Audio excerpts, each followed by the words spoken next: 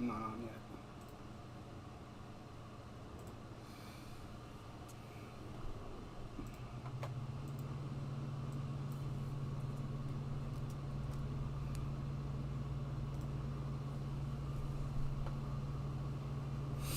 Okay.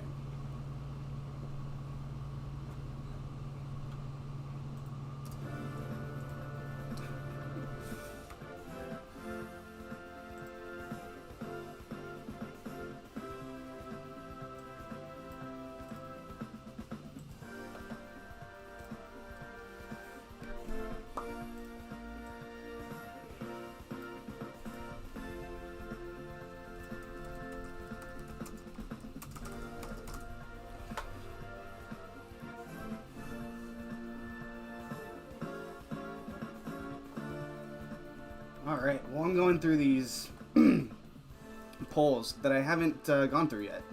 Oops. Um, I went through them a little bit just now, and honestly, I was kind of shocked because hate to say it, but I was one of those people who thought Hillary Clinton was a shoo-in in 2016, and I've been one of these people who thought Biden is, I'm not going to say shoo-in because I will never be that stupid again, but yeah, I was pretty confident that he was going to win until I started looking at these polls and comparing them to 2016. It looks pretty bad.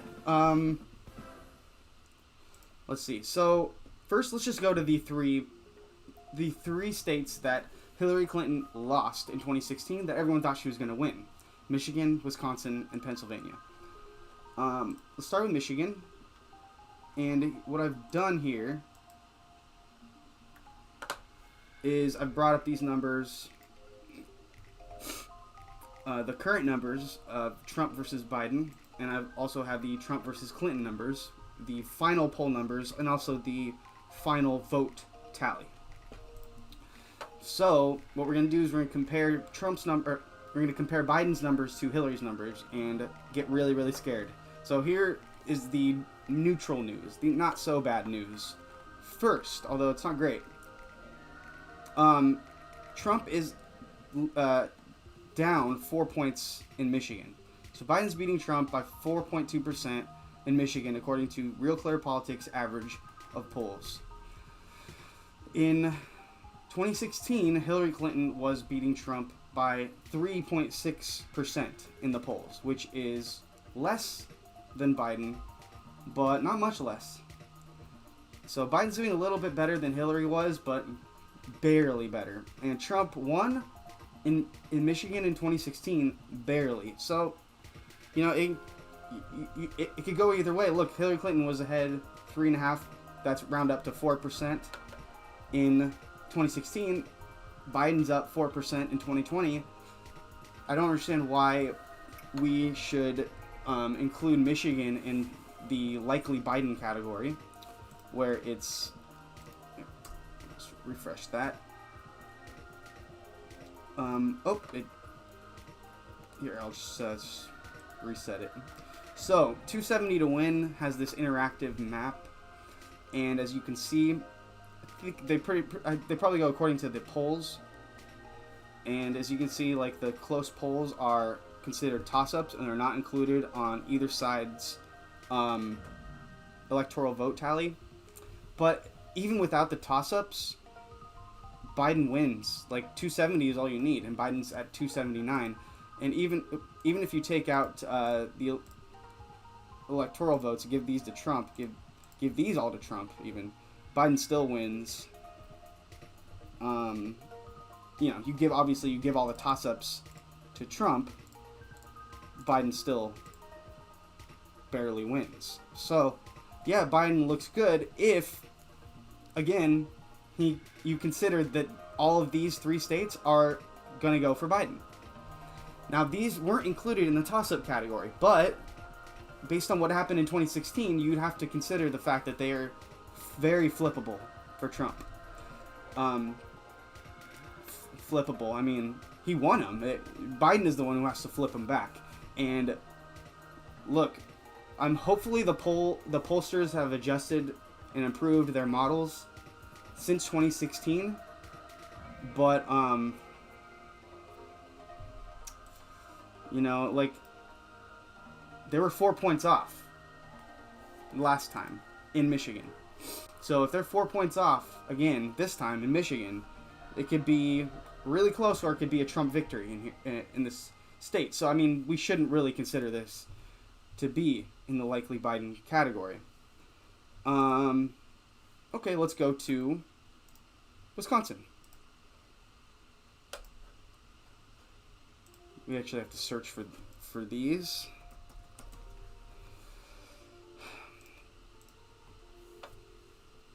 Okay. This one was bad. This was a disaster. A polling disaster. And wow, Biden's up pretty well in this state. These are Clinton's numbers. So Clinton beat Trump in the polls by 6.5 points. But on election day, Trump actually won the state. Now, that's just incredible when you think about it. Like, all of these polls. Look at all these polls. All of these polls. Oh, 8%, 10%, 12%, 15% for Clinton. All of those polls were just, this was not even on anyone's radar. No one was thinking, oh, well, because there's a few, you know, like polls that have 2, 3, 4%. Wow, Clinton might be in trouble in that state. No, sure. The average of polls showed her at 6.5%. No one was thinking that this was going to go for Trump. Like, very few people. I shouldn't say no one, because there were people like Matt Taibbi and Michael Moore who were sounding the alarm, but no one in the mainstream media. Anyway, jeez, this is tough to look at, because this shows you that the polls, you know, aren't always reliable. Now, this is one state, and most of the polls in most states were on point. This is just one state, and this was by far the worst disparity. But you can see Clinton was ahead 6.5 points in the polls. She lost the state to Trump by about 1 percentage point. You ready for this? Biden's ahead by 6.7%. Wow. That's not enough to overcome this disparity. That's not. That's only 0.2% more than Clinton got. And Trump won by 0.7%. I'm not saying there's a 1-to-1 analog. And again, hopefully the pollsters have updated and improved their models. But wow. This does not show a solid lead for Biden. Any more than this showed a solid lead for Hillary Clinton. Right? So just don't get so confident in Biden's victory, because, and then this state, you're gonna see. So, Pennsylvania, Biden's stomping ground, 20 electoral votes. This is a big prize, and it's definitely in the toss-up category, which is insane that they would include Pennsylvania in Biden's blue wall, is what it would be called. Yeah, it's light blue, but it shouldn't be blue at all, because look at the polls on this. Look at the polls. I mean, he's had a sort of a solid lead over the last few months, but they have narrowed significantly within the last few days, according to some of these polls, which admittedly are by pollsters I've never heard of, but I have no reason to doubt. Insider Advantage, Trafalgar Group, Susquehanna, never heard of them, but they all have Trump ahead a little bit. I mean, 1.2% is not, obviously not even greater than the margin of error of these polls, which is, 3-4%. But also, look, Hillary Clinton won in the polls. She was leading in the polls by 2%, 2.1%. Trump ended up winning by 0.7%. That's a 3-point disparity. He obviously isn't even doing as well as Hillary Clinton was doing in that state in 2016. So why are we considering Pennsylvania as part of Biden's blue wall? Because remember, I'll reset this. I reset it and all the toss-ups appeared. Well, Pennsylvania isn't included, so let's be a little realistic about this. And in fact, let's be realistic about these other two. What does this do? This puts Biden well short of the 270 he needs to win the election. Um, Obviously, these are states that are looking really, solid in the polls, except for Pennsylvania. Let's just say Michigan and Wisconsin look really solid, but they also looked solid for Hillary, and she lost them. So, I mean, these other states, they don't look any better than Michigan or Wisconsin do for Biden. So, like, what I'm saying is, if he's going to lose Michigan and Wisconsin, it stands to reason that he's probably going to struggle or lose in Iowa, Arizona, North Carolina, Georgia, Ohio, because they've got Ohio in the toss-up category, which, is a little optimistic because, let's just take a look. Yeah, Trump is ahead in Ohio, which is only ahead by 1 point, but if you look at how far the polls were off in 2016, 1 point is just, I would consider that a pretty likely Trump state. Look at this. Okay, this showed actually, it's not one of the states that showed Hillary ahead and then tricked us, but it is definitely showed a closer race than it turned out to be. So, unlike the other 3 Rust Belt states, this did show Trump ahead the whole time, but it showed Clinton easily within striking distance. The final polls had Trump up 2%, but the final vote tally had Trump up 8%. So that's a 6-point disparity. So even if Biden were up 6 points in Ohio, that would still be evidence that it's going to be a close race. But he's not up 6 points. He's down 1 point. So this shows Biden, if you go by how inaccurate the 2016 polls were in this state, excuse me, Biden would be actually down by 7 points, right? Because he's doing 1% worse than Hillary was. Or 1% better, I should say. Anyway, so I was just putting a little fear in the hearts of the Biden supporters. I actually voted for Biden. I want Biden to win, but like I acknowledge that he's the worst candidate that you could imagine. Like you could go to the primary where there was like 26, 28, 400 people running in the primary, and a lot of us were sounding an alarm. Biden was this or that. I'm not going to go through all the attacks right now, but we had a lot of good reasons to crap on Biden. And it was a pretty appalling field in general, but you can imagine even some of the worst candidates being more palatable than Joe Biden and more, for instance, I think Pete Buttigieg would be wiping the floor with Trump right now. Kamala Harris, if she had won Kamala Harris, had she won the nomination as all the experts thought she would, months before it happened, I think she would be beating Trump pretty handily right now. Biden is struggling in ways that, only an empty suit Hillary Clinton type politician could struggle. I don't really see this happening with someone who even nominally embraces progressive politics. Not someone who's out there like Biden saying, I beat the socialist in the context of, I'm not far left like the socialist. I beat the socialist. Yeah, but you didn't beat socialism. Anyway, it's appalling that the Democrats are running candidates that can't beat Trump, that can't wipe the floor with Trump. It's just appalling. We can do so much better than this. Not we as in Democrats, but we as in America. I'm not a Democrat. So I guess we'll go through some of the other states, right? Obviously, the most interesting states are the 4 Rust Belt states. Those are the ones that are like, ooh, everyone thought they were the blue wall, but now look. And, even Ohio. Ohio, I think, went for Obama twice, if I'm not mistaken. And then suddenly just flipped and went for Trump twice now. Or it looks like it's going to go for Trump again. It's crazy. Of course, Democrats are moving a couple of other states blue. Georgia slightly moving blue.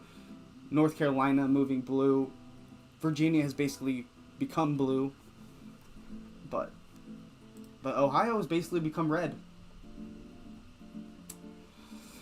So that one I'm not holding out much, if any, hope for.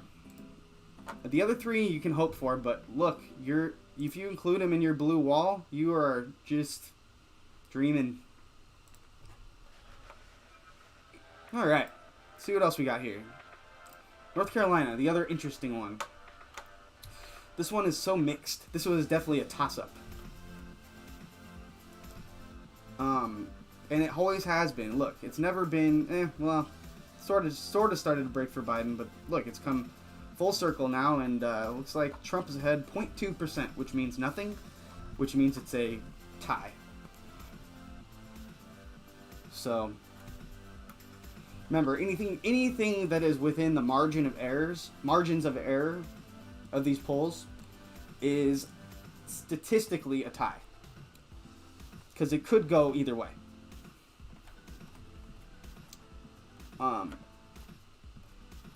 Yeah, so as you can see, it's always been kind of mixed. Could go either way. Very interesting, something to watch. North Carolina went for Obama twice. I believe it went for Trump in 2016. Let's take a look. I'm pretty sure it did. I know it did. Geez, nuts. What? I didn't do that. Yeah, Trump won by 3.5%. Yeah. And I remember those polls being really, really close, like a lot closer than that. And I think Hillary Clinton was ahead in a lot of those polls in that state. I could look it up. But basically what I'm saying is, yeah, I mean, it could go either way. Well, okay, let's look it up, because let's take a look at how inaccurate the polls were in 2016. Because no, you can't carry over. If, let's say, the polls were off by 2.5 points in 2016, you can't just say, oh, well, the polls are going to be off 2.5 points in 2020. No, but for the sake of conversation, we're going to analyze it that way. It's about 2.5. It's about 3 points. So Trump, this was one where Trump was, well, it was a statistical tie. It was going back and forth between Trump and Clinton. Trump ended up being about a point ahead in the polls, but he ended up winning the state by 3.5 points. So that was about 2.5 points or 3 points off. So if you're looking at that, even a little bit of disparity in Trump's favor is going to obviously put Trump over the edge, over the finish line in North Carolina. So you can't just count on all of these polls being undersampling Trump supporters or whatever. You can't just count on that, but like it's you can't count on the other way either. So you have to count on, if you want to put North Carolina in anything but Trump category, you have to count on the polls actually being wrong in Biden's favor, which is not what the polls showed. Zero states in 2016 showed a significant disparity in Hillary Clinton's favor. In other words, there were maybe one state, I think I remember looking it up, there was maybe one or maybe two states in which Hillary Clinton had like a point in the polls less than she got in the votes. So she may have gotten she was like ahead by like 3 points in the polls, at the final polls, but then she got like 4% of the vote. I don't really count that. But there were a lot of states where, there was a lot of electoral votes in states where Hillary Clinton was clearly ahead in the polls, yet Trump came back to beat her. So I mean, you just can't count on any of these results, and if you want to lean one way or another, it only makes sense to lean more towards that the polls are unfavorable to Trump, and Trump is going to outperform his polls. Trump outperformed his polls in 2016. It stands to reason that, to some degree, he'll probably outperform his polls in 2020. The only way that's not the case is if pollsters overcorrected. So they recognized that they had a lot of problems, fixed them, and went way overboard. and to the point where they're now undersampling Biden's supporters. I mean, that's kind of far-fetched, because a lot of these pollsters, especially, I remember Nate Silver making excuse after excuse after excuse why he was wrong and why the experts were wrong. Well, I don't know. I just don't trust any of it anymore. And unless Biden is like 5 points ahead, and even then, like there's that remember in Wisconsin, he's 6.5 points ahead in Wisconsin, but there was a 7-point disparity in the polls in 2016. So can you count that as a likely Biden just because he's winning in the polls by 6.5%? Because so was Hillary Clinton. Hillary Clinton was winning by 6.7%, and then Trump ended up coming back to win by whatever 7%, or I mean 0.7%, or less than 1%. That's all it takes. That's all it takes. All right, let's instead of just going through the individual states, let's look at some paths. All right, because let's just say, let's be a little bit generous. Let's be as generous as possible to Trump. So let's say he wins Georgia, wins Ohio, wins Iowa, wins Arizona. Okay, now it's about even, where we have Biden at 233, Trump at 229, and we have the 3 Rust Belt states and Florida as the main toss-ups. If you look at the polls, let's go quickly through a couple of these states, because I just want to show where we are. In, say, Arizona, we have Biden up 1. In Georgia, we have Trump up 1. In Florida, we have Biden up 1. And in Iowa, that's Minnesota. In Iowa, we have Trump up 2. So all of those are technically toss-ups, but we're going to be generous to Trump, give them all to Trump. So Trump wins all those. Jeez. Okay, so let's say Trump wins Florida.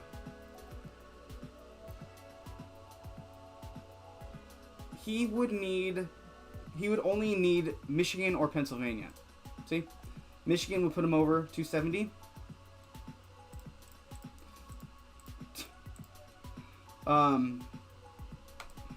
Pennsylvania would put him over 270. Wisconsin would not. He would still need something else. New Hampshire or whatever. So if Trump wins Florida, boy, these are just really tough things to call. Like, all of these races are close, and the polls are just not as reliable as we once thought. So it's tough to, like, create a path, and there's probably hundreds of different possible paths. But we're being generous to Trump, so let's just pretend we're a delusional Trump supporter who wants him to win at all costs and wants to believe that that there's no chance he'll lose. So, okay, we already did that. So let's say Biden wins Florida. He's at 262. So Biden only needs one of these 3. You see, so he can actually win with Wisconsin, whereas Trump could not. See, Trump doesn't get to 270 with Wisconsin and Florida. Trump would have to win one of these 2 as well. So you can see here, Trump's path to victory is really narrow. It really is. Even if you consider, like, a pretty negative scenario for Biden.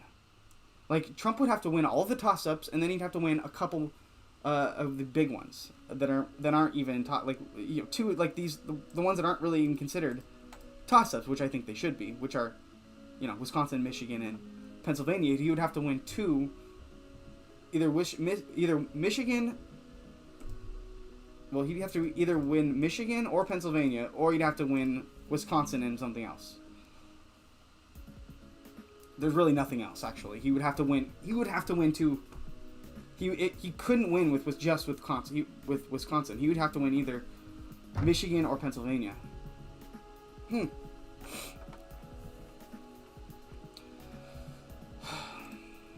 Yeah. Couldn't win with just Wisconsin.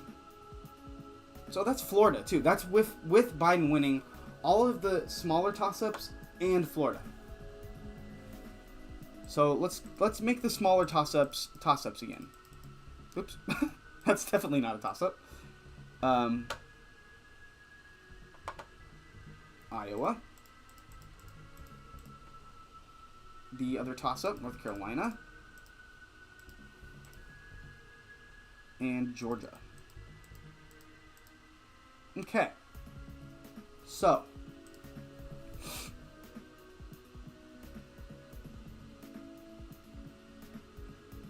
Oh, actually, Georgia goes.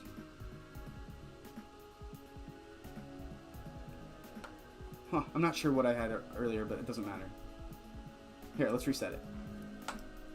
Okay, Biden wins Florida now. Let's say Biden wins Florida. Okay.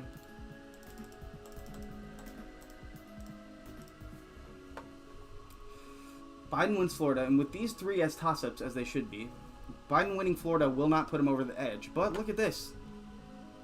Any one of these three states. So he could win North Carolina, Georgia, or Arizona and put him over the edge. If he doesn't win Florida... No, let's say he doesn't win Georgia and he doesn't win Florida. But he wins Arizona and North Carolina. Then he'll only need... Well, let's say Trump wins Iowa. Trump wins Ohio. He'll really only need one of these two states to win. So he doesn't need Florida to win. Trump, however, needs fucking Florida. He needs it. Sorry, a curse. I don't know if that's bad or not. Is there anyone watching? One person? Well, whatever.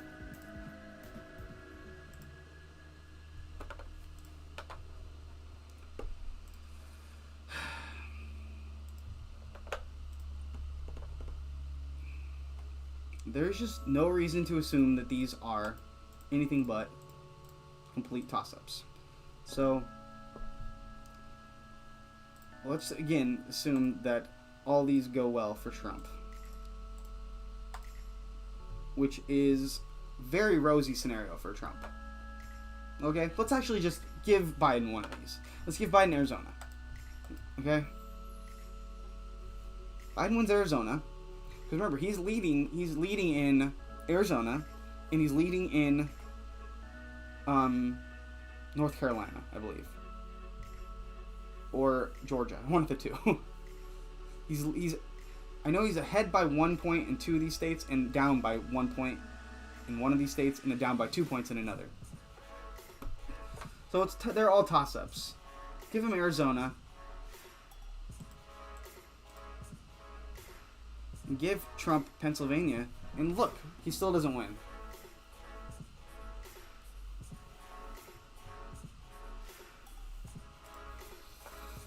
Okay, but let's say Trump has Pennsylvania and Michigan. Biden would need to win Florida, pretty much. You know, Biden could lose all three of these states and still win with a pretty light touch here, only by Arizona and Florida. Like, if he wins Arizona and Florida, Trump could win all of the other toss-ups, plus the three Rust Belt states, and still lose the election. That's what I'm saying. Like, I don't know about all the math and stuff, but like, I'm just looking, and the polling for Biden in the states individually doesn't look that great, but the electoral paths for each candidate actually does look really good for Biden. There's really a low path, a narrow path for Trump. But then again, if he wins Florida, his options completely open up like nothing else. So he could even lose that. Oops. He could lose that. He could lose that. And win Wisconsin and still win the election. Could lose Pennsylvania and still win the election with Michigan and Wisconsin by losing Arizona as well. Or North Carolina. Look at that, though. Wow, look at this scenario. That's a close one. Then it comes down to Maine's electoral votes, which are blue. Boy.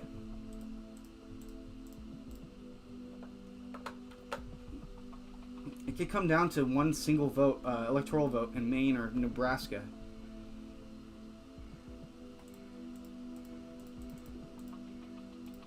I don't know how to do that. I don't know how to make the stripies. But anyway. So, Biden would have to win 2 or 3 of the toss-ups, including these 3 states that aren't considered toss-ups. See how generous I'm being to Trump? Biden would have to win, out of all of the toss-ups, or maybe 3. Trump would have to win like 7 or 8, which is very possible. But see what I'm doing this time, which I didn't do last time in 2016, is I'm including Wisconsin, Michigan, and Ohio as toss-ups, which is super important because almost all of the analyses in 2016 of each candidate's electoral path were based on Michigan, Wisconsin, and Pennsylvania being part of the blue wall. And oops. You know what? I fucked up because I forgot to put Pennsylvania in Trump's corner. Oops. But anyway, you know, Pennsylvania is Biden's stomping ground. So Biden could pull it off there. You know, these polls are so close and unreliable that it's impossible to know. And there's hundreds of possible paths. But the burden is definitely heavier for Trump than it is for Biden. So there's some hope if you're a Biden supporter. Other than that, there's not much hope. There's just a little bit of hope. So some of the House races, I don't really know if this matters because it's hard to analyze every single House race. There's 435 of them every cycle. It's hard to keep track, but let's see if I recognize any names. Issa? Issa is beating Kampa Najjar. That sucks.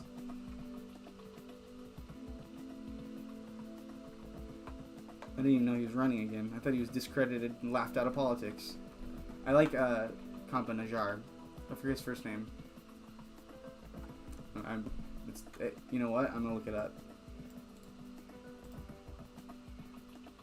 Amar Kampa Najjar. Why did he do that?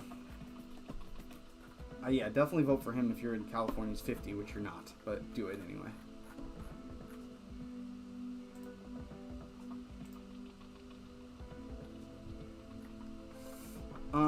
Alright, the Senate has a lot of interesting numbers because there are a lot of Republicans who are being consistently outpolled by their Democratic opponents, meaning Republican incumbents. So chances are Democrats are going to win a few seats in the Senate. They're going to flip a McSally seat in Arizona. They're going to flip probably Tillis in North Carolina. They're probably going to unseat... where is this? They might actually unseat Susan Collins. Not so much hope for that one, but hey.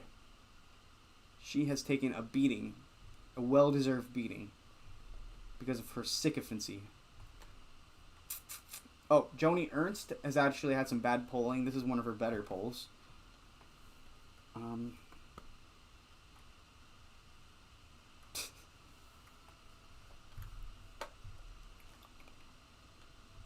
Yeah, McSally. This one looks like it's pretty much all going to Kelly. Ossoff and Perdue. It could go either way, but looks like Well, I mean, Ossoff wins some polls too, so I don't know. Oh, here's one. Steve Bullock. Steve Bullock? I forget his name. Yeah, Steve Bullock versus Steve Daines. Steve Daines is the incumbent.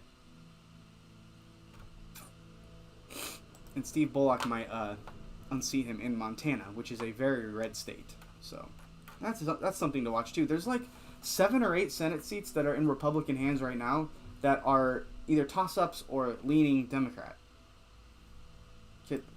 For the sake of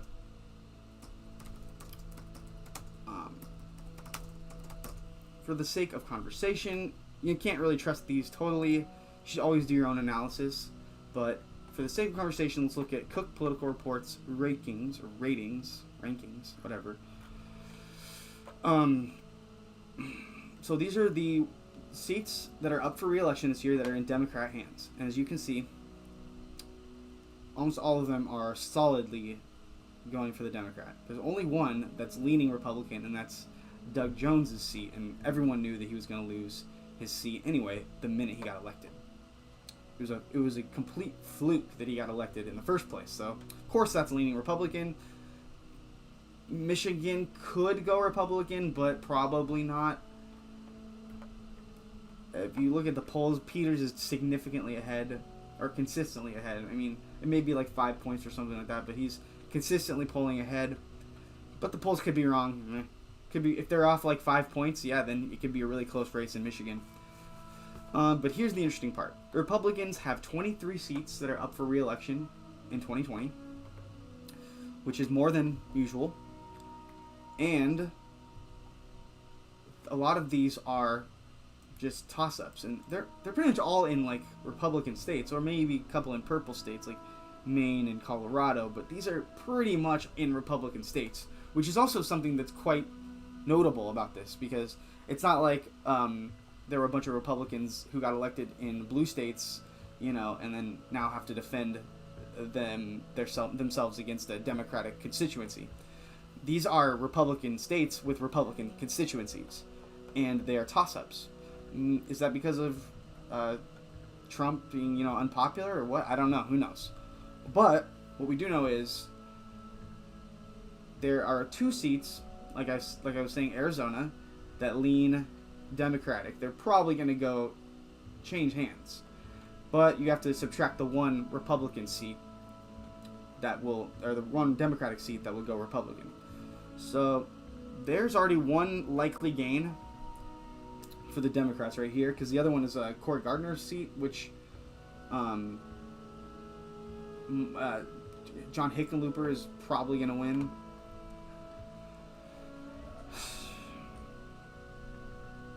And anyway, there's a bunch of toss-ups, 7 toss-ups that are not included in lean, likely, or solid.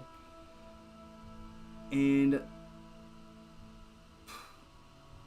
boy, it's hard to say. These are definitely different degrees of toss-ups, because the Graham race is leaning Graham, the Tillis race is leaning Cunningham, which means against Tillis.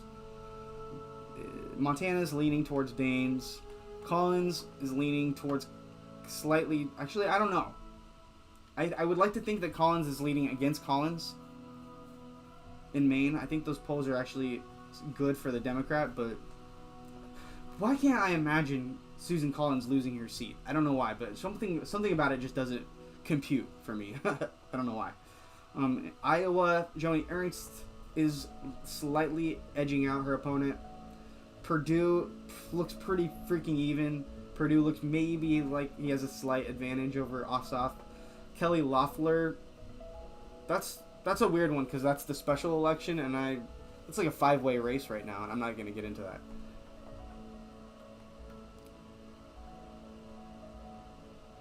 So, right now, Republicans have 53 Senate seats, and Democrats have 47, if you count the 2 independents. So, basically, Democrats need 4 seats to take the Senate back, to have a 51 Senate majority. if Biden wins the presidency, then all they would need is 50 senators in order to have a majority, because the vice president would be Kamala Harris, and she would be the tiebreaker, presumably to do whatever the Democrats want. So she would be the 51st vote. So they would either need 3 or 4 Senate seats to take back the Senate. And it looks like they're pretty much guaranteed at least 1.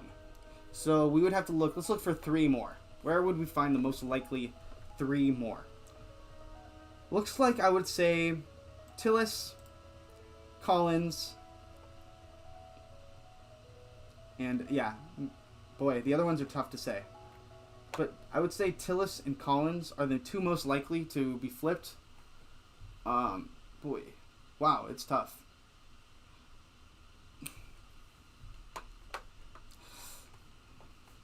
But so the rest are really toss-ups. Like, I can't even lean. I can't make one. I can't say it's definitely going to go one way or the other. But so let's say Democrats get their leans, their 2 leans -1. So let's say they get their 1 net gain from the leans. They would only need 3 more. So that's less than half of these 7. So let's say they get Tillis out and they get Collins out. They would only need literally 1 more of these 5. So Georgia's 2, Iowa, Montana, South Carolina, in order to retake the Senate. So it's definitely within reach. But you can see how it's very much a toss-up. It's a very interesting election in that the balance of power could really go either way. And there's no way to tell. There's no way to... Usually you could place a pretty confident bet on one outcome or the other. When it comes to who's going to control the Senate. But this one is really, really a toss-up, because there's just so many toss-ups. 7 toss-ups. Alright, well, there goes that.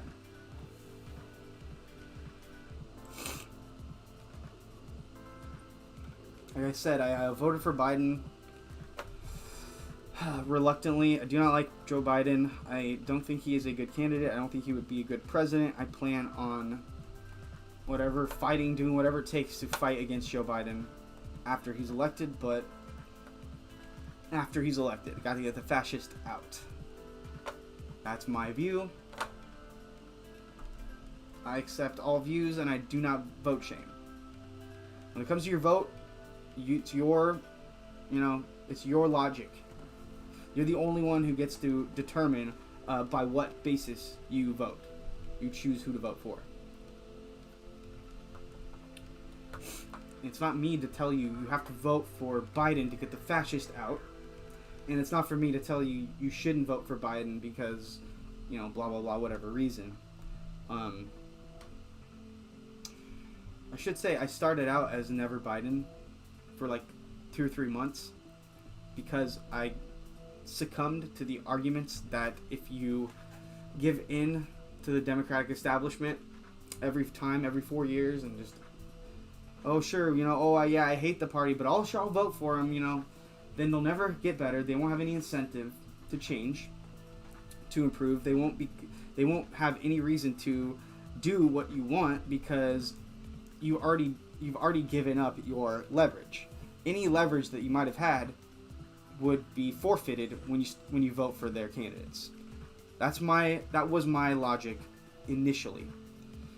I realize now that that's false because Democrats are fundamentally corrupt.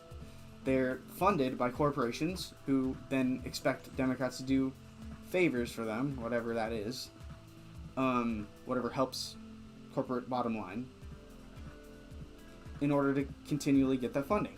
So, what the reason why corporations buy both parties is to prevent them from doing things that are disadvantageous to corporations, whatever that means. There's a lot of things that the base on both sides, especially the Democratic base, want the government to do that would hurt big corporations. So corporations pay both parties to reject the desires of their base.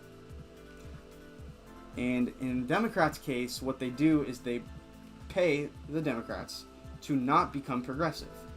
They say, oh, your base supports Medicare for all. 90% of Democratic voters support Medicare for all. Well, if you want our insurance money, like insurance companies will go, if you want our money, then you cannot support Medicare for all. You have to stand against this. You can support a public option because that'll save our asses, but you cannot support Medicare for all because that would eliminate us. And if you support that, we will not give you money and we'll fund your opponents. And Democrats are scared shitless by that. So there's a fundamental conflict of interest there, and the money is the driving force behind everything. They're not in the position of listening to the voters.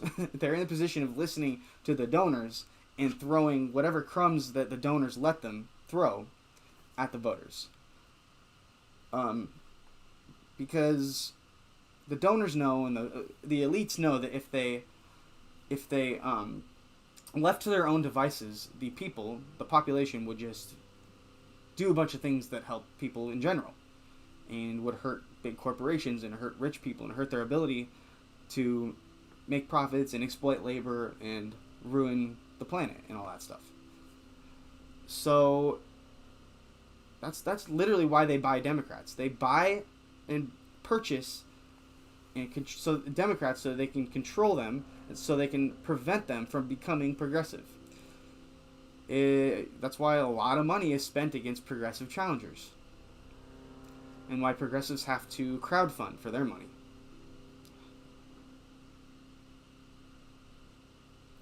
So there's no real leverage that you have with your vote.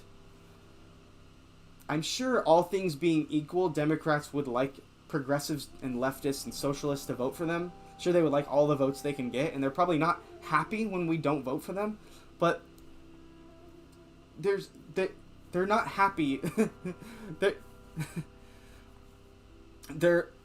They believe that their existence rests on this corporate cash. So they'll take a hit now and then in electorally in order to keep the gravy train going. Because what's the most important thing to them is that they're comfortable in office in their positions of power. They don't care about helping people, obviously. They don't even care about their party winning. They don't care about, well, we just want incremental change, so we just want Democrats to win because they're better than Republicans. That's what they want you to. That's what the logic they present to you. And some people buy that, but really all they want is to maintain power, just like everyone else in power. And it used to be that people understood that's how the system works, and it's a system where people are selfish, and then the people in power are selfish by nature, and then the population keeps them in check with democracy. That used to be the thing how we thought of it, but now it's we just trust people. We're just oh, I like the Democrats better than the Republicans, so therefore whatever Joe Biden does is good. But anyway, that's a little bit of a tangent. The whole point was you can't affect change by withholding your votes, because if you could, then the Democrats would be chasing after the 50% of people who don't vote but are eligible every time. If you decide you want to join the gigantic sea of people who don't vote, you're not hurting their feelings, you're not scaring them, you're not swaying them against their donors' interests. You can't sway them against their donors' interests. The only thing you can do is beat them in primaries. Okay? Theoretically, you could beat them with a third party, but only if you have ranked choice voting. You just can't get enough people to reject the lesser of two evils logic, no matter how illogical it may be to you. To other people, it makes total sense because we have winner-take-all elections. And I don't blame them. It's a shitty electoral system. It's not our fault that we have terrible choices. But that said, if we're looking for solutions that make ourselves feel better, oh, I'm going to abstain because then I can look myself in the mirror. Well, hey, more power to you. That's fine. I never vote shame. I don't. It's your decision what you want to do, how you want to vote. But like, you're not going to affect change that way. You're not going to get anything you want that way. It's just, it's a totally, like, it's a non sequitur to me. Like, the whole issue of voting, because, well, we don't have a choice in front of us of progressive change or no progressive change. That's not what voting is about. It's not what it's supposed to be about. It's what it should be, like an ideal world, but the world isn't supposed to be an ideal world. It's supposed to be a shitty world that we all barely get by. I mean, sorry. I mean, I'm not saying we shouldn't strive for an ideal world, but it's like when we shouldn't expect it, you know? Voting is not supposed to be anything but a choice between two terrible people. And when we do have a choice, between people like someone like Bernie Sanders, it's almost always in the primary. And when they do win the primary, it's rare and it's very good, and it's something that we should all be fighting for all the time. Like, that's the main prize. Even as rare as it is, that's like, now it's rare, but as generational change happens, that's going to become the main prize, and we're going to be taking over the party that way. We aren't going to be swaying them by not voting for them. That's not that, because they're, honestly, when you think about it, their donors are the same people who donate to Republican campaigns, and they're just rich capitalists. Do you think rich capitalists care if Democrats lose to Republicans? Do you really think they care if Republicans win elections and become, more powerful and get to make laws that are favorable to corporations? Do you think corporations are going to cry themselves to sleep at night? No. They don't donate to Democrats because they want Democrats to win. They don't donate to Democrats so that Democrats will be like, well, we won, so now we get to do you favors. They donate to both parties so that both parties will do them favors. The favors that Democrats do them specifically are never to listen to your base when they tell you to do things that rein in corporate power. Which, by the way, is all the rage in the Democratic base right now. We want them to rein in corporations big time. So, yeah, there's a big reason why corporations buy both parties, specifically Democrats. And once the parties have been bought, there's nothing you can do except for defeat them in elections, which is becoming, it's becoming easier in some ways and harder in other ways. And both parties, they control the system, so they can make rules that fuck us over at any time. So, there's no easy solution to this, and we should have an all hands on approach. And we should have, the number one concern that I have is to maintain solidarity. That is absolutely crucial, because no matter what, we're going to need everyone we have now, but we're going to need to double, triple, quadruple our numbers as time goes on. And we're not going to do that if we're, eating each other alive because of these, dare I say, inconsequential issues like which corporate, capitalist, accommodating politician are we gonna vote for, because it doesn't matter at the end of the day whether Biden or Trump wins, because the planet's still in jeopardy, people's lives are still at stake. It's still the same system, and neither party is willing to fix it. So obviously voting isn't the way to fix it. That doesn't mean don't vote, but it means when you do vote, don't expect it to be a fix-all. It's not a fix anything. The only thing this vote fixes is preventing a disaster. If that. Anyway, there's my stream. Whatever.